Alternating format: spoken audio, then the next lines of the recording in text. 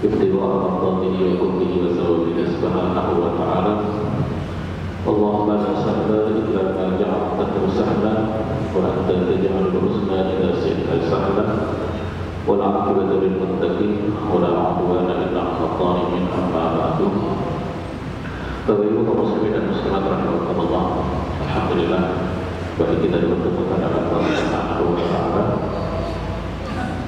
melanjutkan kajian pada khalifah ke-9 dari Daulah Umayyah, di mana pada pertemuan yang lalu kita telah sedikit membahas tentang Hisham bin Abdul Malik yang merupakan salah satu dari 4 orang anak daripada Abdul Malik yang menjadi khalifah setelah yang pertama adalah Al-Walid bin Abdul Malik, kemudian Sulaiman bin Abdul Malik, kemudian Al-Walid bin Abdul Malik,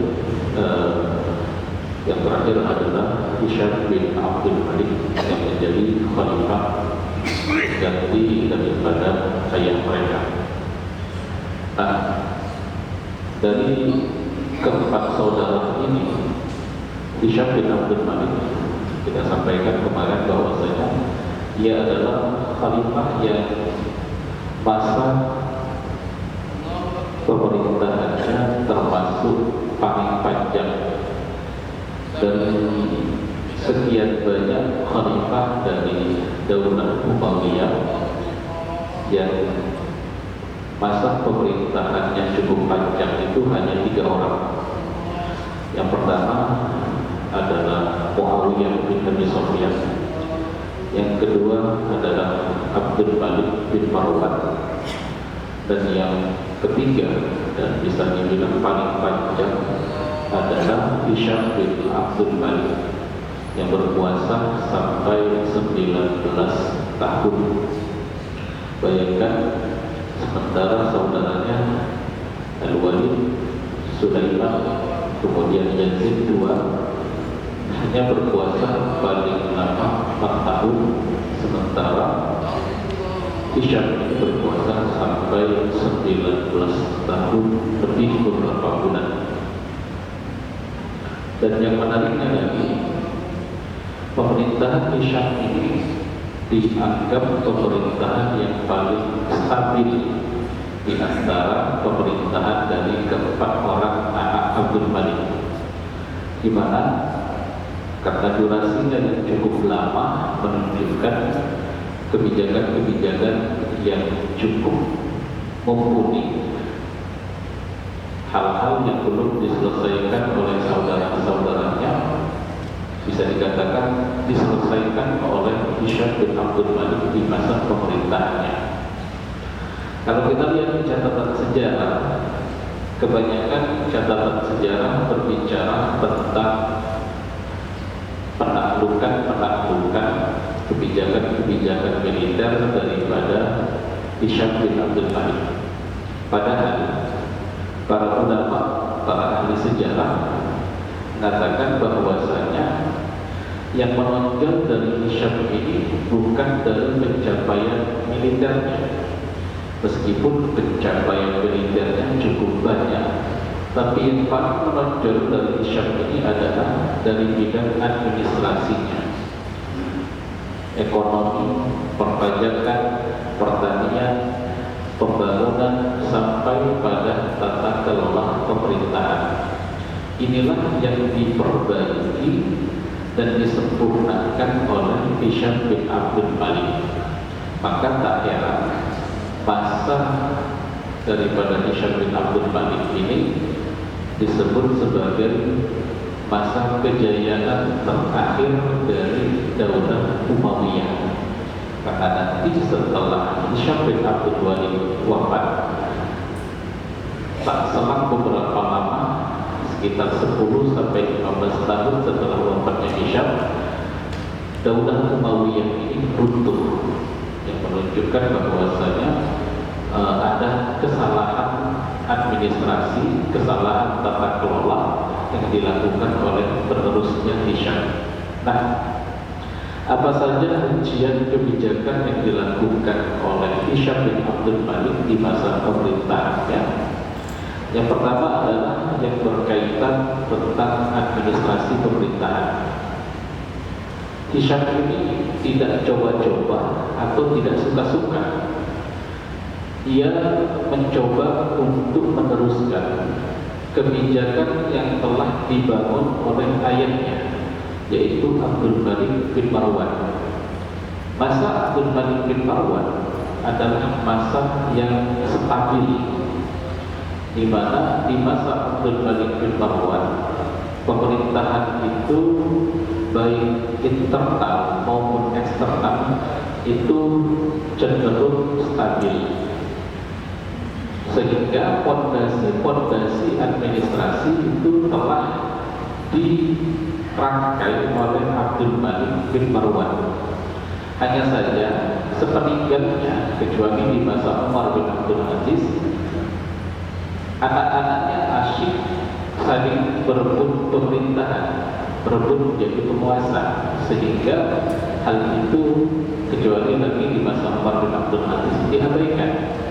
Nah, Hisham mencoba untuk kembali menarik kebijakan daripada ayahnya Abdul Malik bin Marwan yang berkaitan tentang administrasi pemerintahan. Yang pertama adalah ia berupaya untuk menjadikan administrasi pemerintahan itu menjadi terpusat, jadi tidak terpecah-pecah, setiap daerah punya aturan sendiri. Maka dia membuat aturan dari pusat yang wajib untuk ditaati sampai ke bawah. Dengan begitu ia kembali menata bagaimana seharusnya hubungan antara pemerintah pusat dengan pemerintah daerah. Jadi dia susun aturan-aturan apa saja kewajiban, apa saja hak daerah terhadap pusat, apa saja kewajiban daerah terhadap pusat, sebaliknya kewajiban pusat terhadap daerah, hak daripada pusat terhadap daerah, semuanya disusun dengan rapi oleh Hisham bin Abdul Malik. Kemudian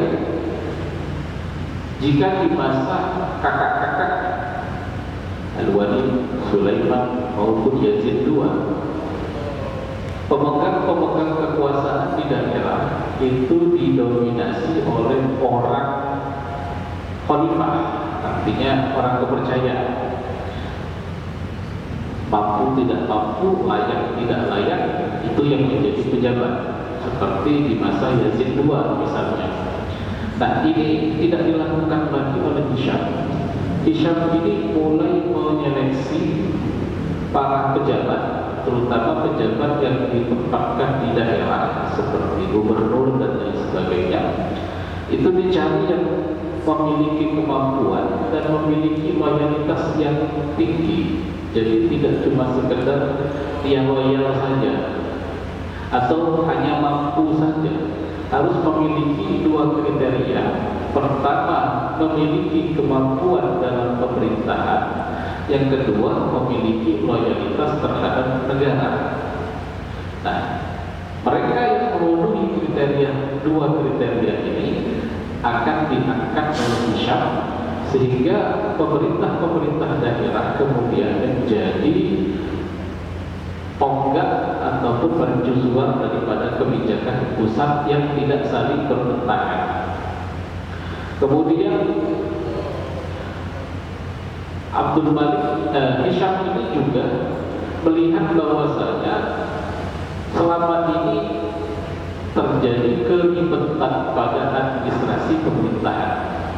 Maka kalau sekarang kita mengenal istilah efisiensi pemerintahan, ya, nah di masa Hisham juga terjadi penyederhanaan terhadap administrasi pemerintahan. Jadi nggak harus ngadap sini ngadap situ dibolak-balik.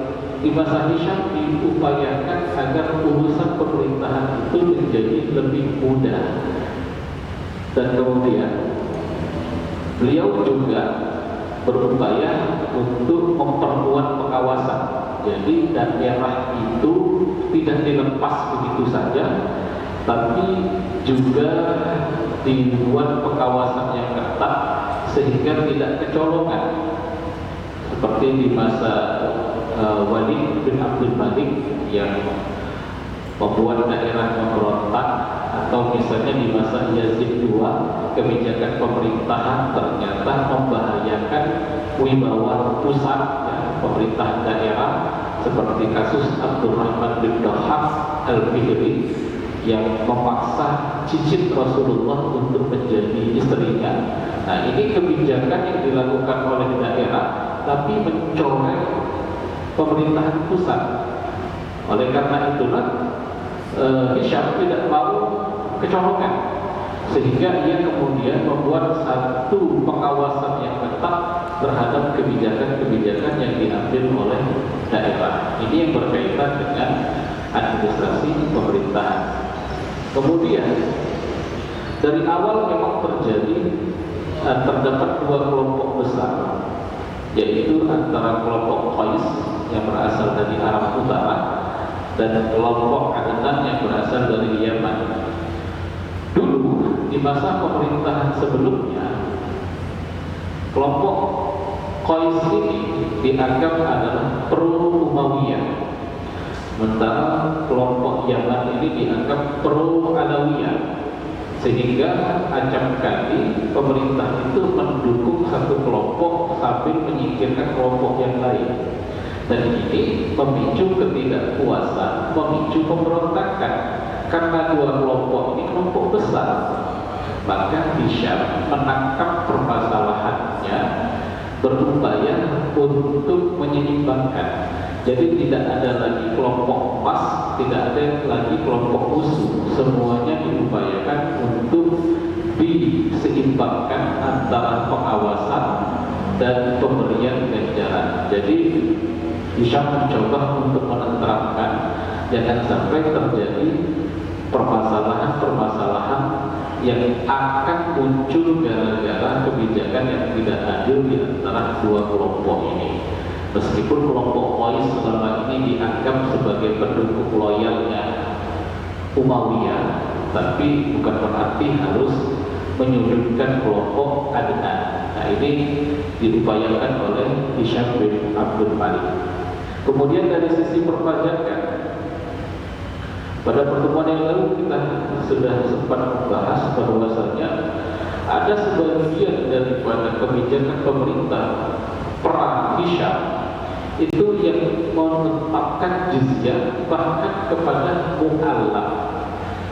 Jizyah yang seharusnya ditetapkan untuk mereka yang tidak masuk Islam tapi mendapatkan perlindungan, karena sifat yang cukup rasis dari beberapa pemerintah sebelumnya, yang kemudian meskipun seseorang itu sudah masuk Islam tapi tetap diwajibkan membayar jizyah. Nah, kebijakan yang zalim ini dihapus oleh Hisham bin Abdul Malik. Sebenarnya sudah sempat dihapus di masa Umar bin Abdul Aziz, tapi muncul lagi di masa Yazid II. Maka di masa Hisham ini ditegaskan dijadikan aturan tidak boleh lagi ada penarikan jizyah terhadap Muslim. Kemudian pajak tanah kharaj yang dulu banyak sekali diserahkan kepada keluarga-keluarga Umayyah dan menjadi seakan-akan pemasukan pribadi, ini ditata kembali, diarahkan sesuai dengan sepatutnya. Dan juga pajak ini diatur sedemikian rupa sehingga tidak ada yang merasa terzalimi atau ada yang merasa diuntungkan. Kemudian dari segi pertanian, Hisham bin Abdul Malik ini memperkenalkan atau mengembangkan sistem irigasi, kemudian reklamasi lahan, juga peningkatan produktivitas pertanian. Ia juga mengembangkan lahan-lahan baru, bahkan sampai kepada memberikan dukungan kepada para petani. Sampai-sampai peneliti yang berasal dari Universitas Cambridge itu mengatakan bahwasanya kesuksesan Hisham bin Abdul Malik di masa pemerintahannya disebabkan kuatnya dukungannya terhadap bidang pertanian Dan ini bisa dibilang tidak diperhatikan di masa sebelumnya. Pembuatan irigasi, pembukaan lahan baru, kemudian reklamasi lahan, bahkan dukungan kepada petani itu dilakukan di zaman Hisham. Sehingga di zaman Hisham ini termasuk pemasukan yang paling besar itu berasal dari sektor pertanian yang didukung oleh pemerintah.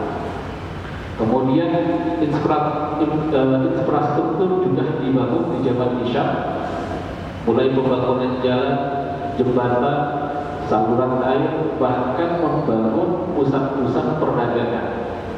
Ia juga membuat kawasan perkotaan, daerah pedesaan, bahkan infrastruktur perdagangan di Suriah itu diperbaiki, sehingga perdagangan di masa tersebut menjadi lebih maju dibandingkan masa-masa sebelumnya.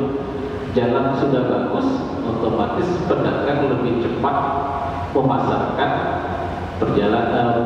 barang dagangannya, sehingga kemudian orang-orang mendapatkan barang yang lebih baik dengan harga yang lebih murah. Ini membuat peningkatan penghasilan yang berasal dari sumber perdagangan. Bahkan kalau tadi Hisham ini membuat atau memberikan dukungan kepada para petani, ia juga memperlakukan hal yang sama kepada para pedagang. Jadi ia memberikan dukungan, memberikan fasilitas mobilitas kepada para pedagang, kemudian akses pasar diperluas, konektivitas antar daerah ditingkatkan dengan pembangunan jalan dan lain sebagainya. Bahkan ia juga menjalin hubungan perdagangan dengan pedagang-pedagang yang berasal dari luar wilayah Islam. Kemudian ia juga mereformasi sistem informasi, di mana ia membangun pos-pos yang jaraknya tidak terlalu jauh, dan kemudian hal ini membuat pengawasan terhadap wilayah menjadi lebih mudah, dan koordinasi antara pemerintah pusat dan daerah itu menjadi lebih cepat. Jadi ketika ada bencana di satu tempat, khalifah langsung tahu, tidak harus menunggu sampai berhari-hari, berbulan-bulan, sampai atau bertahun-tahun. Dengan mudahnya hubungan antara daerah dan pusat itu, sehingga apa yang menimpa, bencana apa yang menimpa itu menjadi lebih mudah untuk ditanggulangi. Di sisi lain, ia juga mulai membangun bangunan-bangunan yang bersejarah seperti bangunan istana, benteng, bahkan kawasan pemukiman pun atau kawasan perumahan-perumahan juga dibangun di zaman Hisham bin Abdul Malik. Nah, tentunya ini diiringi dengan dukungan pengelolaan terhadap keuangan negara yang cukup ketat pemasukan dan pengeluarannya. Jadi tidak bisa lagi sembarangan mengeluarkan uang untuk kepentingan yang tidak tercatat.